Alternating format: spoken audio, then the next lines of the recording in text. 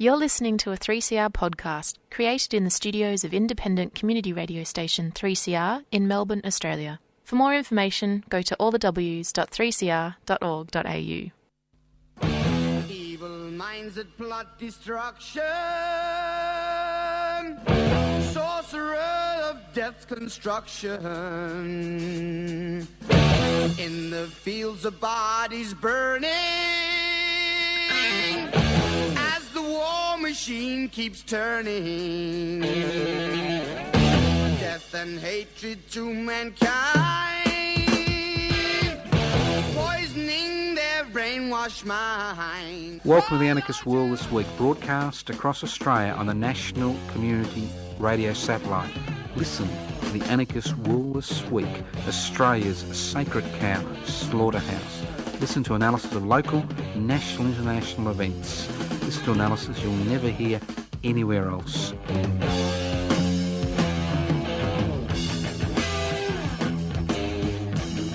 Welcome to the Anarchist World This Week, broadcast across Australia via the Community Radio and Network to the Anarchist World This Week. This program is podcast everywhere. It's broadcast everywhere. So, why doesn't anything change? Because something is broadcast everywhere and podcast everywhere, it doesn't mean anything's going to change. You can listen to things, but you've got to take the next step. Now, what's anarchy? Well, what's anarchism? Anarchos without rulers. What gives rulers the ability to determine the lives of billions of people? Simple. Inequalities in power and wealth. So what is the anarchist struggle? The anarchist struggle is to break down hierarchy and share power, possibly through decentralisation and direct democracy are two mechanisms you can do that. And it's the struggle to share wealth. So you're involved in the struggle to hold wealth in common and devolve power, share power. I've got some bad news for you. You've got a fatal disease. It's called anarchism. You may not know about it. It's like COVID-19. Anarchism. You may have no symptoms, but you may be carrying the virus. So think about it. Inequalities in power and wealth. That's what anarchy is all about. Now you get some very learned thinkers who'll give you these huge volumes about what anarchism is all about and the correct, in inverted commas, strategy to pursue this. There's no correct strategy. It's the struggle to devolve, share power, hold wealth in common, share wealth. And it's a struggle which is about breaking the hold that rulers have on the human race. Very simple concept. You don't need a PhD. You don't even need to go to primary school. Many of the early anarchists were illiterate, but they understood that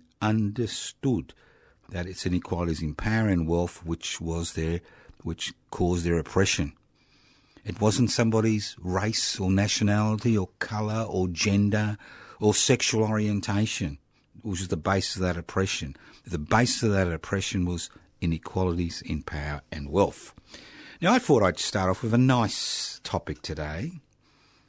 Hate speech. Hate speech.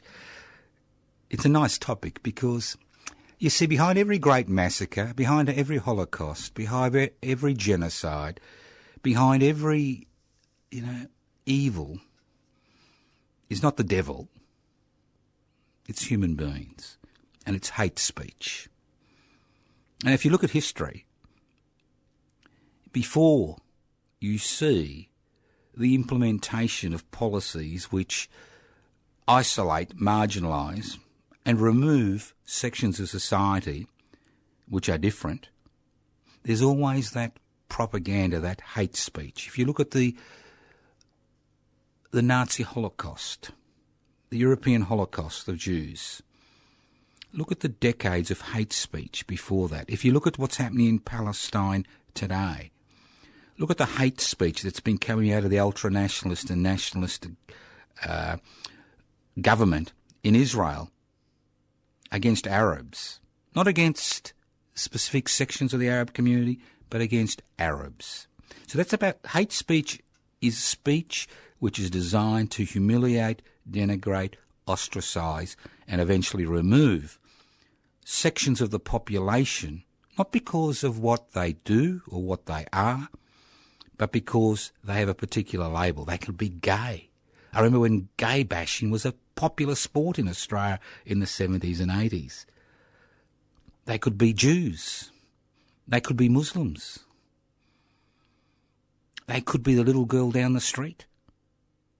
And that's hate speech is based on that concept that it removes individuality from human beings.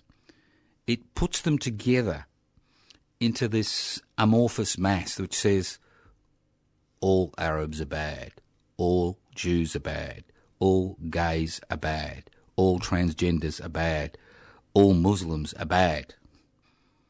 And that's what hate speech is about. If you look at the Rwandan genocide, it's a classic example of how hate speech was used in order for the genocide to occur in Rwanda in 1990. Almost 1 million people were killed within 6 weeks in the most brutal way because they were Tutsis.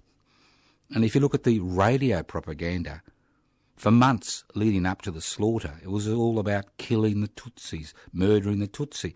You go and see Adolf Hitler address the Nuremberg rallies. Listen to the hate speech. Listen to the hate speech we have in Australia amongst ultra-nationalists in this country. But more importantly, listen to the dog whistling, which is occurring now as we approach a federal election by sections of the Liberal National Party, dog whistling to its constituency, a constituency where it's all about hate speech. The Greens, in inverted commas, the Greens are the enemies. They're the enemies of the state. The Greens, the Green Party, they're the enemies of, rural Australia, regional Australia.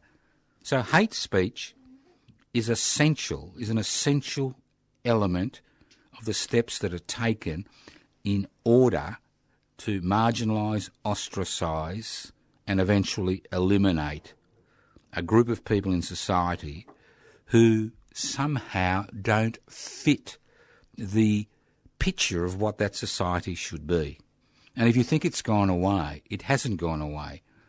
Social media has given people who are involved in hate speech a platform which they didn't have in the past. You had to work very hard to generate enough hate to bring about a Holocaust or a genocide. But today, it's easy. Anybody can use social media to generate hate. So think about it. When somebody tells you the Chinese are bad, or the People's Republic of China is bad, or the Arabs are the bad guys, or, somebody is bad, some group in society is bad, doesn't fit in, think about it.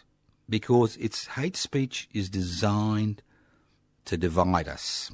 And interestingly, when we set up public interest before corporate interests about 5 years ago, we have two very important statements.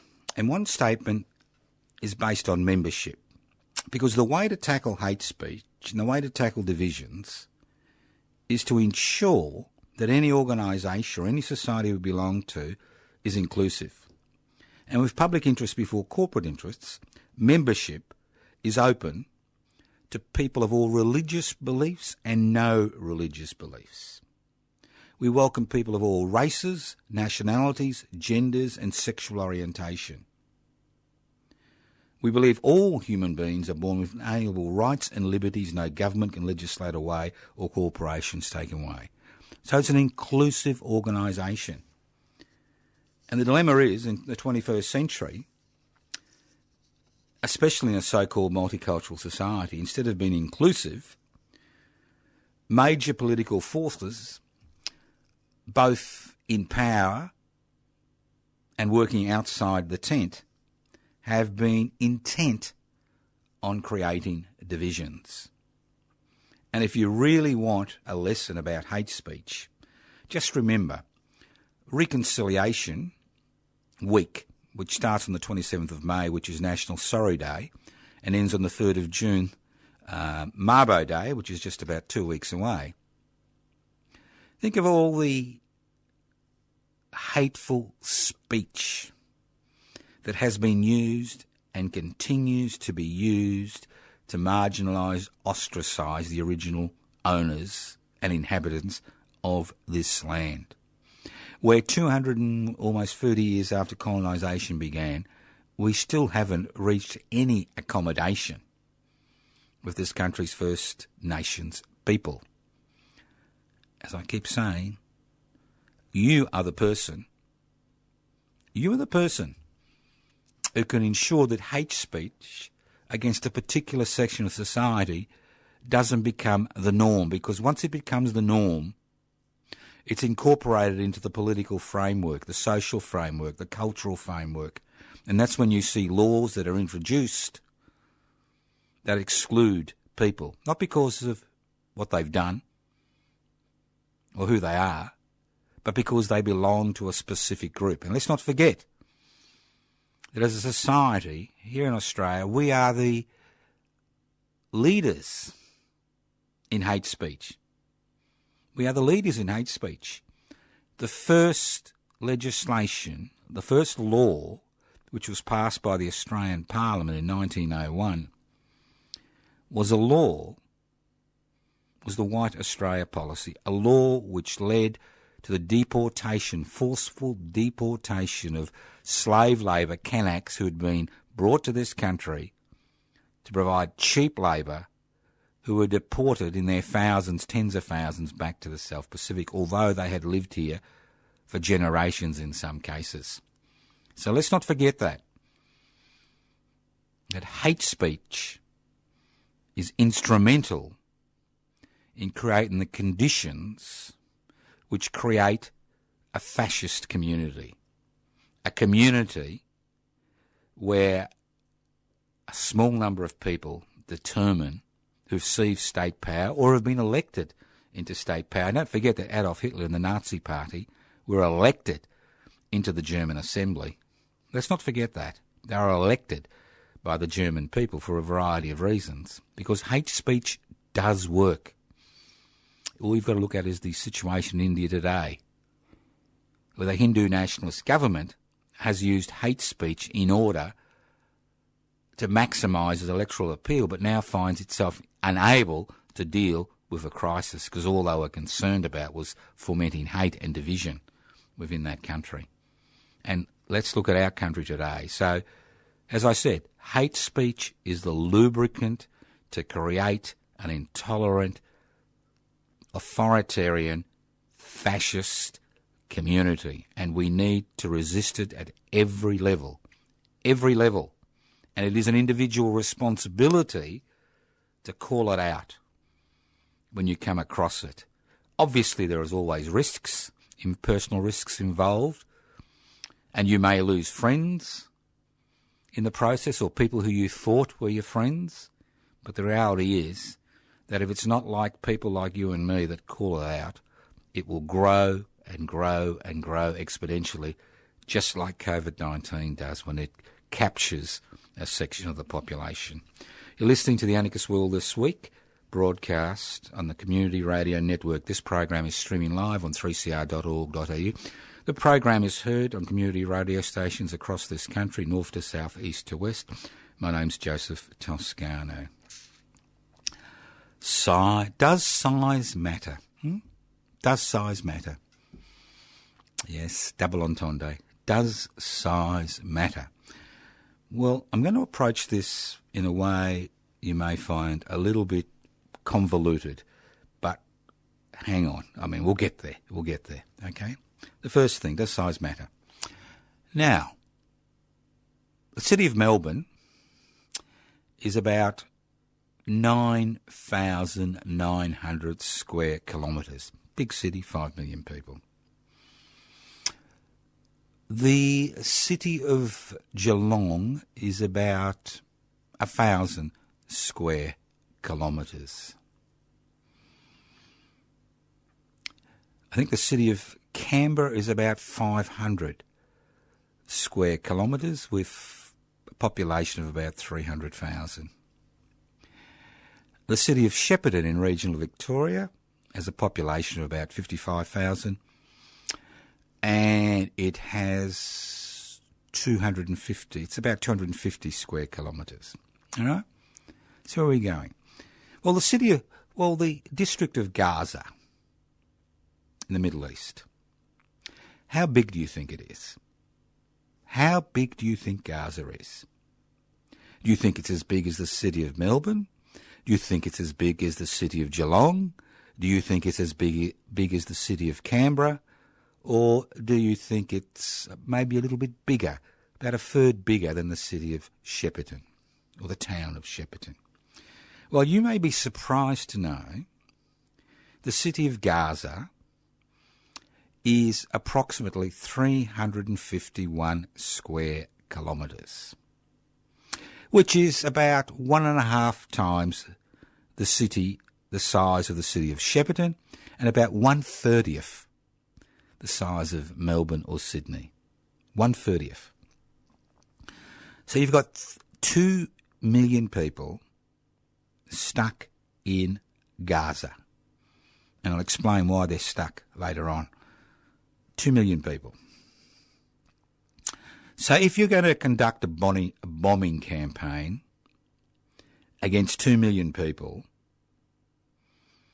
in an area the size, a little bit bigger than Shepparton, a regional town in Victoria with about 55,000 people, it's like shooting ducks in a gallery, isn't it? Could you imagine? I know people talk about the fear that people in southern Israel face as they face, rockets, missiles, which are supposedly have to, they had a defence shield against them, which obviously is not working. But could you imagine if you're a parent in the city of Gaza, which is just a little bit, about a third bigger than the size of Shepparton, 350 square kilometres, and there are bombs raining down on your patch of the earth. Could you imagine the fear, the anger, the death toll? It doesn't matter how sophisticated your bombing campaign is. There will always be civilian casualties, and we are seeing that in the city of Gaza. But people say, well, they're Arabs. And I've always found it a little bit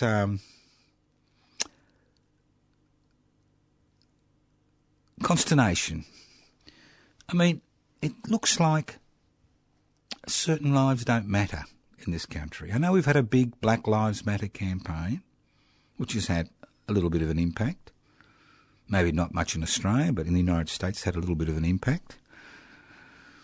But why is it that Palestinian lives don't matter in the liberal West? Now, obviously, when the Chinese People's Republic of China, People's Republic of China, has campaigns against minorities like Uyghurs, we get people in the West jumping up and down, and I understand why we jump up and down, and national governments jump up and down. But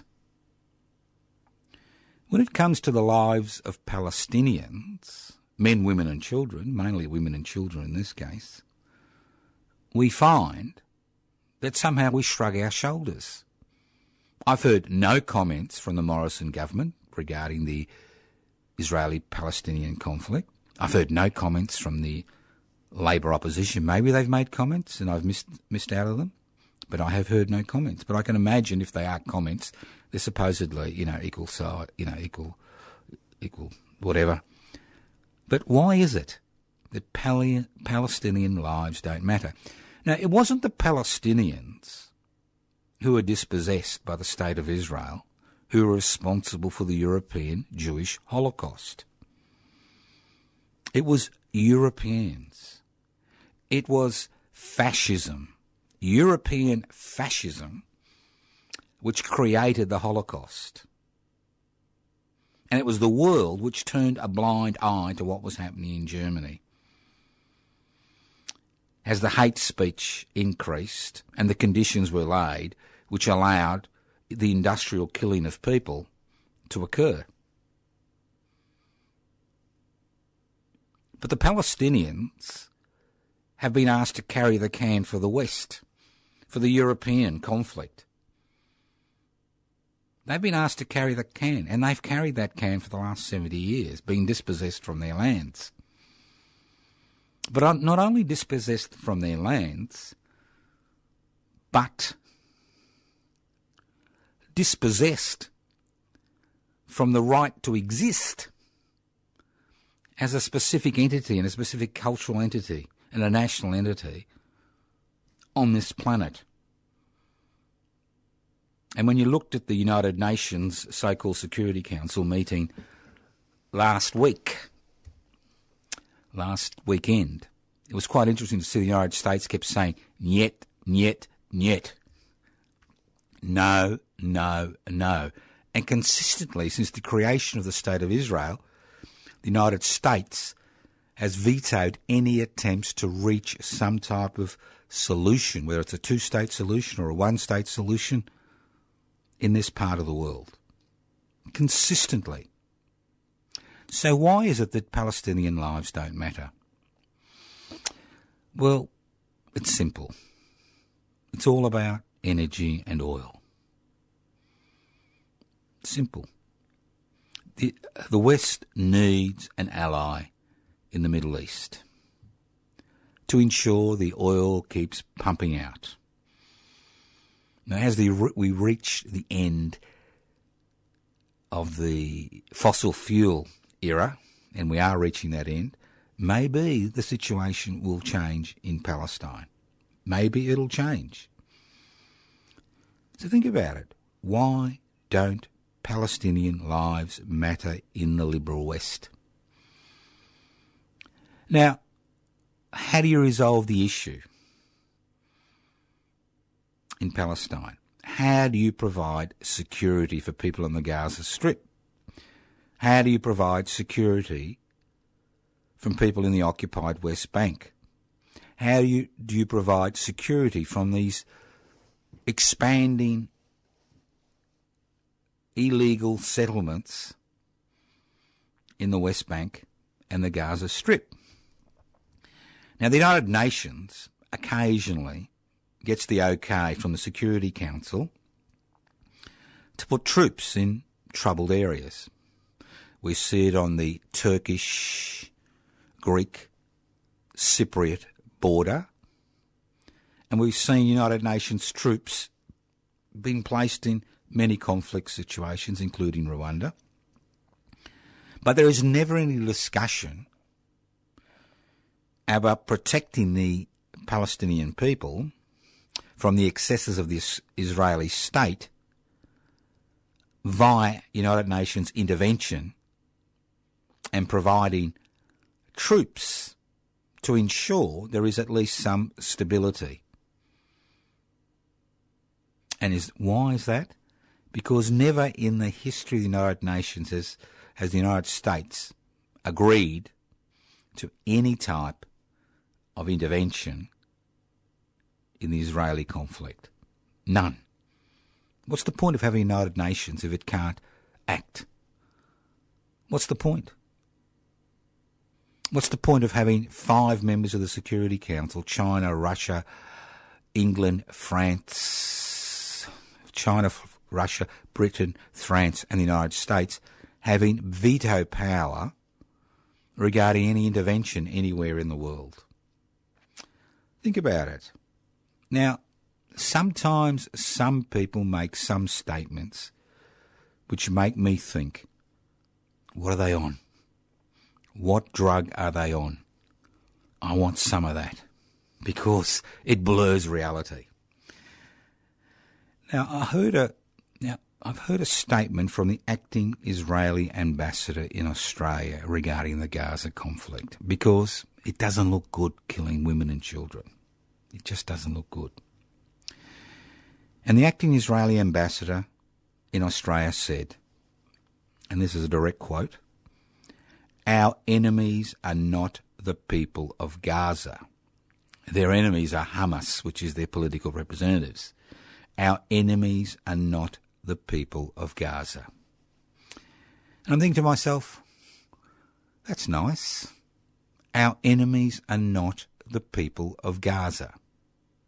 It's the political organisation which represents the people of Gaza who they've elected, which are our enemies, but not the people of Gaza. And then I think to myself, if your enemies are not the people of Gaza, why do they live in the world's biggest prison? Why all along the 57-kilometre border with Israel are there checkpoints, observation posts? Why weren't the people of Gaza given the option of having COVID-19 injections? Why do they have to wait for hours, sometimes days, weeks, months, in order to get a permit to get urgent medical treatment in the state of Israel? Because if the people of Gaza are not the Israelis' enemies, why are there all these prohibitive laws in place which ensures that they're trapped in this 351 square kilometre prison? Why is it they have to be concerned about the power being turned off? Why is it that water supplies and food can be turned on and off as a weapon of war? So if the people of Gaza are not your enemies, are not the enemies of the state of Israel, you would think that somehow 70 years later some accommodation would have been made.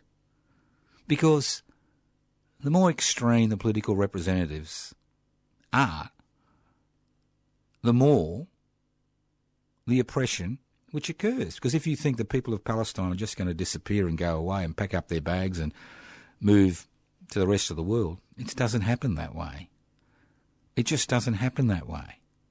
And let's not forget, the people of Israel have had 4 elections in the last 2 years, or is it 18 months? And on each occasion, it's almost been a dead heat. But on each occasion, the nationalists and the ultra-nationalists, those who use hate speech as a political campaigning mechanism trying to outdo each other, it's a little bit like, I'll give you an example. I mean, the hate speech which is used in Israel by nationalists and ultra-nationalists is a little bit like what happens during an election, you know, in a state election where the opposition and the government of the day have an auction regarding harsher prison sentences, you know, for criminals, because everybody wants harsher prison sentences for so-called criminals, don't they? It's the same there. It's hate speech leads to this situation. So are there any solutions? There's always solutions to every human problem. And the solution to this human problem is United Nations intervention in this theatre of war. That is the solution to this problem. That's what the United Nations was created for, to ensure that what happened in Europe during the Second World War, the Holocaust that occurred against Jews and Gypsies, you know, communists, anarchists, and the list goes on and on, people with disabilities, didn't occur again. That is what this conflict is all about. So when you go to bed tonight, when you tuck in your kids or grandkids into their little cribs and cots, think about the plight of the people of Gaza. Living in an area, 2 million people, the third most densely populated piece of earth on this planet, tucking in their kids, concerned about whether they will wake up the next day, whether the buildings around them will collapse, whether they will die that night, because they are sitting like sitting ducks in a fairground shooting gallery. You're listening to The Anarchist World This Week, broadcast across Australia via the Community Radio Network. This program is streaming live on 3cr.org.au. 3cr.org.au. The program is podcast. You can access the podcast by going to 3cr.org.au. I usually keep away from what's happening overseas. There's not much I can do. There's not much you can do. But collectively, we can raise our voices against what's happening, because if we don't, the atrocities will get worse. No wonder the Al Jazeera and the Associated Press were targets for the Israeli military, thinking that somehow, in a social media age, that what was happening would never get out. All right, let's move on. Now, I'd just like to remind you, I know this is boring, but I'd like to remind you that we do have a radiothon here at 3CR, and the Anarchist World this week, which will be usually broadcast at 10 a.m. to 11 a.m, is attempting to raise $15,000. That's right, $15,000 towards keeping community radio station 3CR on air. Now, I know it sounds like a huge amount, $15,000, but it's really nothing in comparison to what some people earn in this country. Mr. Twiggy Forrest and Gina Reinhardt, who's been quiet lately, well, they'd earn $15,000 every 10 seconds. That's right. You may get $15,000 for a year being on Social Security benefits, but they get that money, and that's their own personal money, not just company money, maybe every 10 seconds, maybe every 15 seconds. So I'm sure the listeners to the Anarchist World this week will donate generously, and we will make that $15,000 target. And the irony is that you can receive a legitimate tax deduction for listening to the Anarchist World this week. And now, the late Kerry Packer, I know he and I didn't see eye to eye on many things, but as far as tax deductions are concerned, Mr. Packer kept saying only a fool would pay taxes if they didn't need to. So why give the Australian government unnecessary taxation revenue when you can donate to the 3CR Radiothon? That's right. Donate to the 3CR Radiothon. Many ways to donate. If you go to 3cr.org.au, press the donate button, you can see how you can do it. So think about it. Where do you want your taxes to go? Do you want a local community radical radio station to continue to broadcast for another 50 years? Or do you want it to go into the $90 billion, which is going to be used to build some submarines that are going to be no longer useful once they're built? So think about it. It's up to you, obviously, what you do with your money. But if you are earning money and you do pay taxes, follow Kerry Packer's advice and use every legal, legitimate tax deduction to minimise your tax. Legal, legitimate. Okay? Let's move on. Corporate welfare. I love corporate welfare. It is such a wonderful thing, corporate welfare. Without corporate welfare, this country wouldn't be as what it is. Latest example of corporate welfare. Now, you may have noticed that late last year there was a bit of a kerfuffle about the fact that some bright spark, including myself, I'll include myself in that category, realised that Australia had no oil reserves and hardly any oil refineries left because they were going offshore. So we have today 81 days of fuel in this country, on this continent, 81 days in reserve. Not long. Remember, we're an island. Not long. And the Prime Minister said he organised a little tete-a-tete with Mr. Trump for Australia to have access to America's oil reserves to resolve the issue. But, you know, you've got to get it from there to here, and that can take ages, especially in tankers, especially in a situation when you're involved in a conflict with another nation's state. We have 2 oil refineries left. I think one at Geelong, and I'm not sure where the other one is, a Viva oil refinery and an Ampol oil refinery. Now, how does the federal government try to resolve the issue of fuel security? Does it create its own refinery? Now, I know they're very, very keen to use taxpayers' money to build another fossil fuel power plant in New South Wales because the private investors aren't that stupid. They don't want to lose their money investing in a technology that's on its way out, but they're willing to use taxpayers' money to, bankroll a fossil fuel energy plant. So you would think, using the same logic, they would use taxpayers' money to create one or two refineries in this country, maybe one on the East Coast, one on the, South Australia, West Australia area, to ensure that we have fuel security. Not just fuel security in terms of defence, but fuel security in terms of production.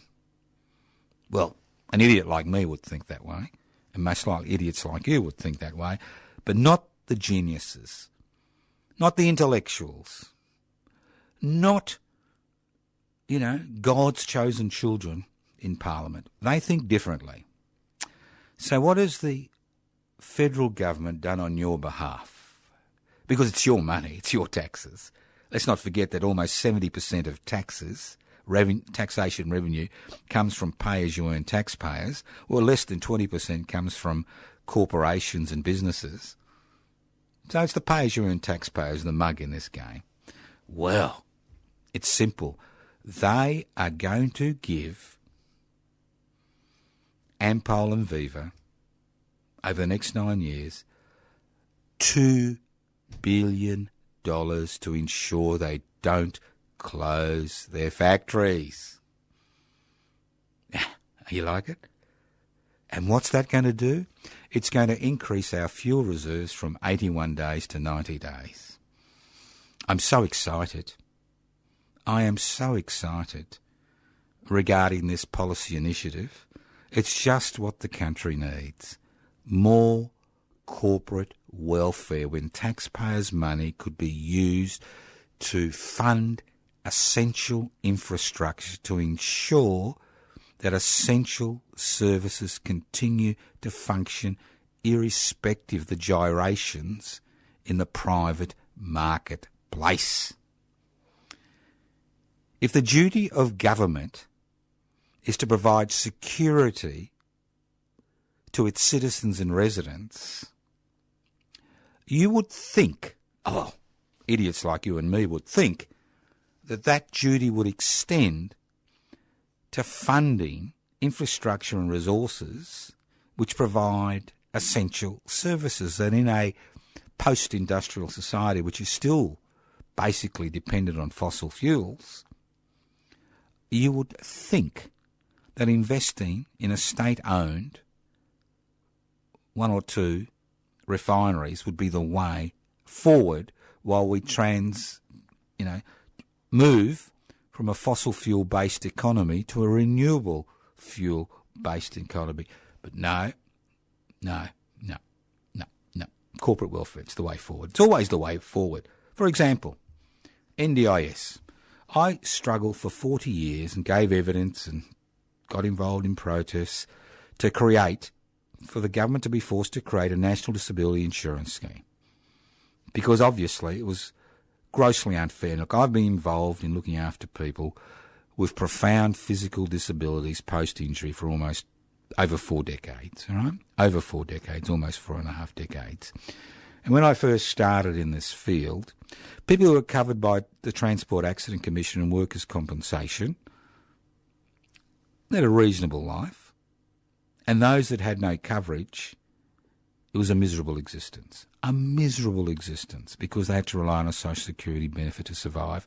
No attendant care, and the list went on and on. I don't want to go down that path. So the whole point about the struggle to create a national disability insurance scheme was to ensure that people with disabilities were able to participate in everyday life. Now, obviously, the National Disability Insurance Scheme has been set up and billions of dollars have been allocated. But what's happened? It's been outsourced. Almost every aspect of the National Disability Insurance Scheme has been outsourced to the private sector. And every day I get complaints from patients regarding what's happening, how the private sector gouges taxpayers' money and not providing the services which they're outsourced to provide. I mean, fraud is endemic in the current National Disability Insurance Scheme. Not only fraud, but the fact that over 40 cents in every dollar which the taxpayer has allocated, not the government, the taxpayer, you and me, we have allocated to look after people with disability, goes in profits and administration costs for private corporations and private businesses which now dominate the National Disability Insurance Scheme. And this is what happens consistently. We see it over and over again, Royal Commission after Royal Commission. We saw it in the aged care sector. Because the way you make a profit in this business, and they are businesses, whether it's childcare, whether it's aged care, which is National Disability Insurance Scheme, if you're involved in an organisation which is based on the concept of private investment of private profit, you can only make it in two ways. You screw the people you're looking after, or you screw the people who are providing the services. In the aged care sector, you can screw both by underpaying your staff, not respecting your staff, having part-time insecure staff, and then you screw your residents, you decrease the amount of time that they have as far as care is concerned, and you decrease the amount of food they have, or the quality of the food. The National Disability Insurance Scheme, similar. You either screw the recipients, and government is doing that by changing legislation in terms of who isn't eligible, or you screw them by maximising profits by providing services. And it's the same with the aged care packages which everybody talks about. So why do we continue as a nation down this privatised pathway? Why do we continue to think public is bad, private is good? Look at the housing sector. Here I was with four other lost souls on the steps of the Victorian Parliament House last night, holding up a banner, public housing everybody's business. If sales tax on homes in Victoria was used to create public housing, you could get rid of the waiting list in a year. You could house 100,000 people every year in public housing. That means within a decade, you'd have over a fifth of the population, 20%, living in safe, secure public housing. But no. What do? Labor or Liberal? They privatise the public housing sector. They give over the responsibility to private organisations to provide that service. And they call themselves affordable housing, social housing, community housing. Obviously, whether they're for-profit or not, it's about making a profit and increasing the reach of that particular organisation, not providing public housing. For example, last night, it wasn't too cold in Melbourne, but winter is coming. 50 metres across the road, here we were holding up our banner, 7:30 p.m, Tuesday the 18th of May. Across the road, centre of, Melbourne City, corner of Burke Street and Spring Street. Across the road, a homeless man was trying to sleep on the footpath outside the Windsor Hotel, 50 metres from the steps from the Victorian Parliament. And what does the Victorian Parliament do?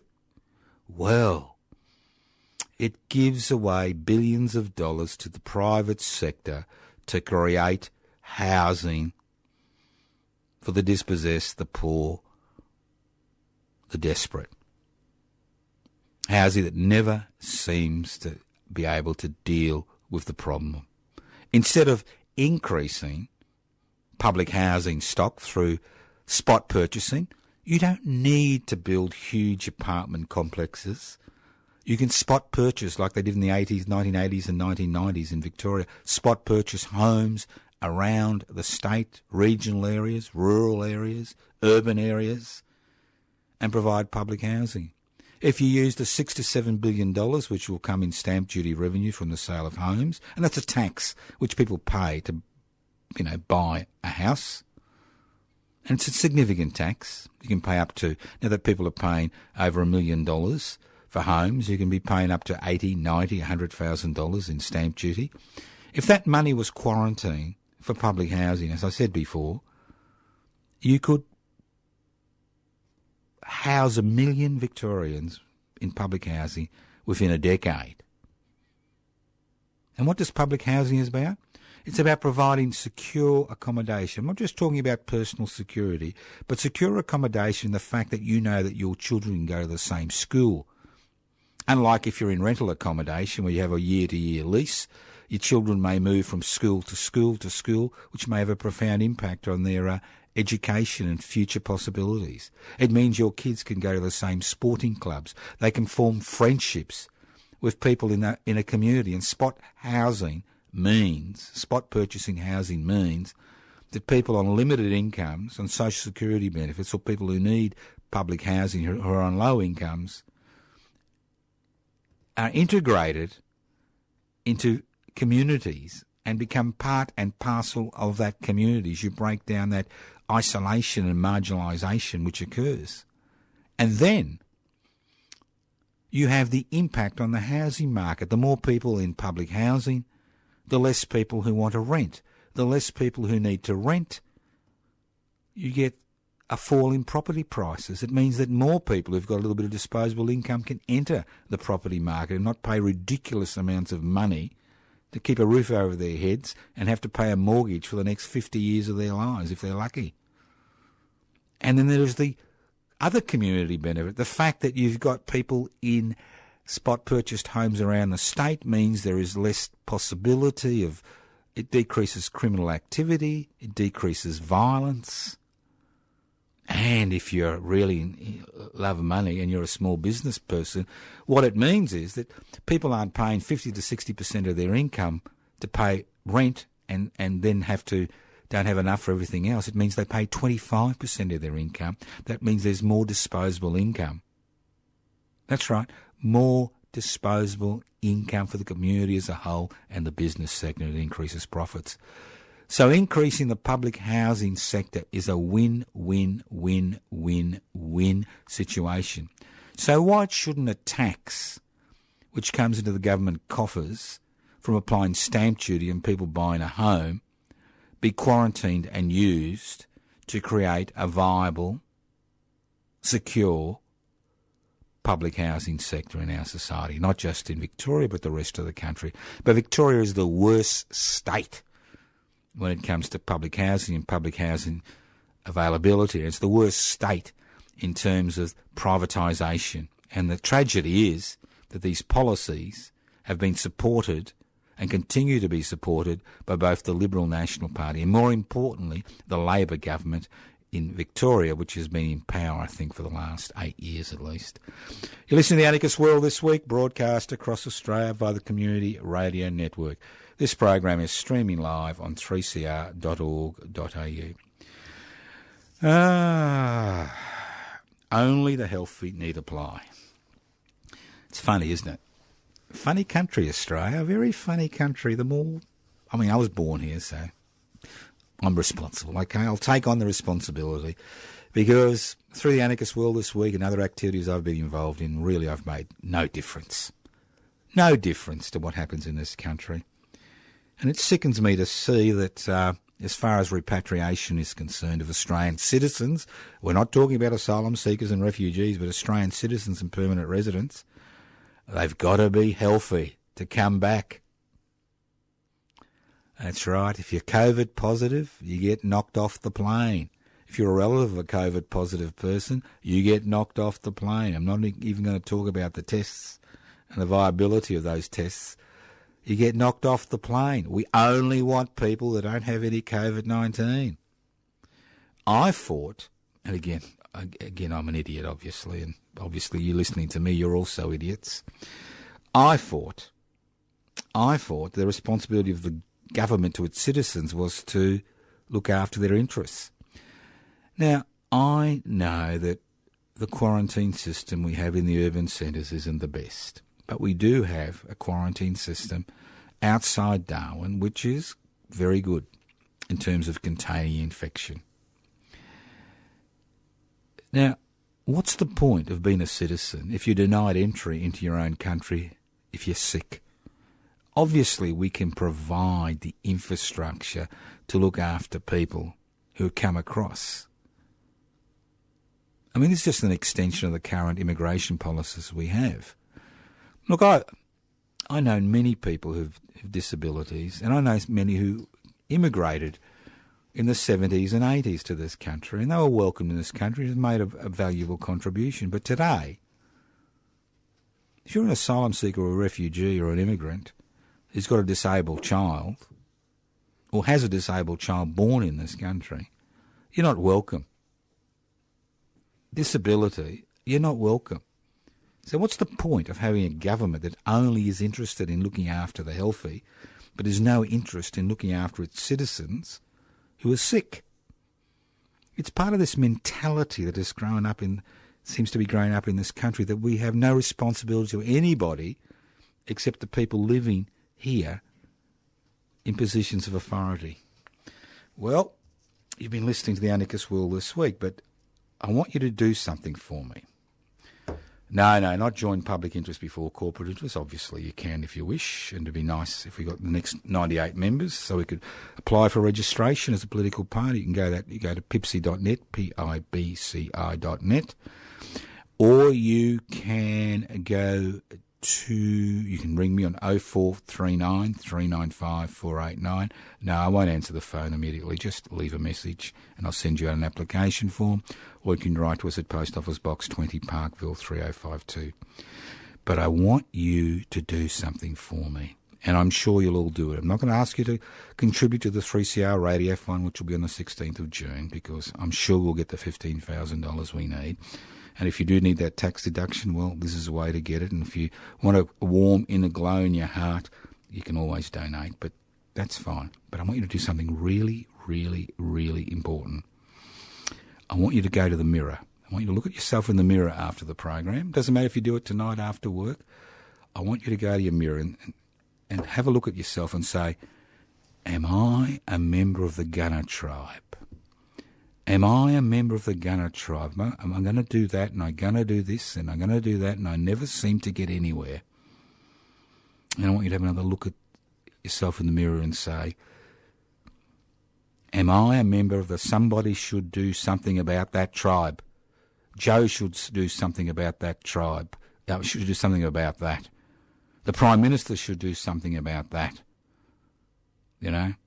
The little boy down the lane should do something about that, as well as the little girl down the lane should do something about that. The reality is, you're the person you've been waiting for. You are the person you've been waiting for. We are the people we've been waiting for. We need to tear up our Gunner membership and our somebody should do something about that membership cards. We need to become engaged in struggle, social struggle, cultural struggle, political struggle. If you want change, and if you want radical change, if you don't want to be business as usual, you need to become engaged. You need to become engaged. I know it's difficult. I know we all have responsibilities, but we can all make that effort to become engaged, because democracy is not about casting a ballot every 3 to 4 years. Democracy is about being engaged in the affairs of your community between elections. Think about it. Tear up that membership card and you'll feel free, light as a feather, and before you know it, you'll be swimming around the sun. That's right. And hopefully, like Icarus, your wings won't melt and you'll fall back on the ground. Thank you for listening to The Anarchist World this week on your local community radio station. This program is podcast. You can access the podcast by going to 3cr.org.au. My name is Joseph Toscano. I've been hosting this program. You can join public interest before corporate interest. Download the application form, pibci.net. You can leave messages on 0439 395 489. You can go to the YouTube channel, public interest before corporate interest, Instagram, the list goes on and on. Facebook page, Joseph Toscano. You can even write to us. Post Office Box 20, Parkville 3052.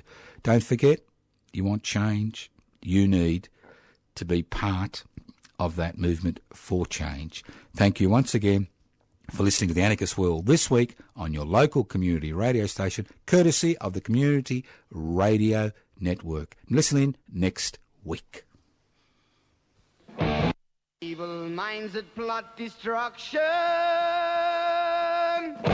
sorcerer of death's construction.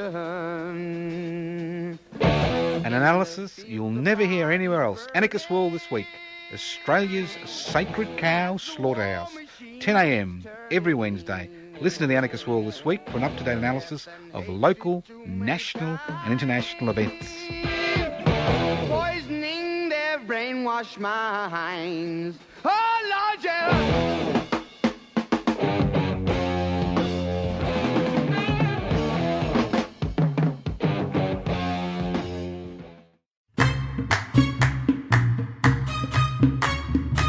3CR's annual Radiothon fundraiser launches in June, and this year we're asking you to be part of community-powered radio.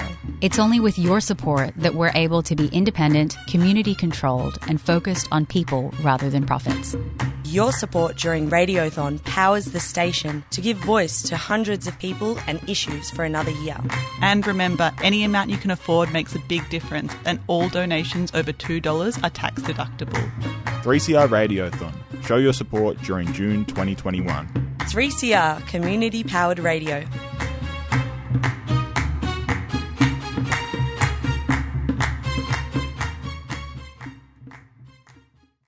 You've been listening to a 3CR podcast produced in the studios of independent community radio station 3CR in Melbourne, Australia. For more information, go to allthews.3cr.org.au.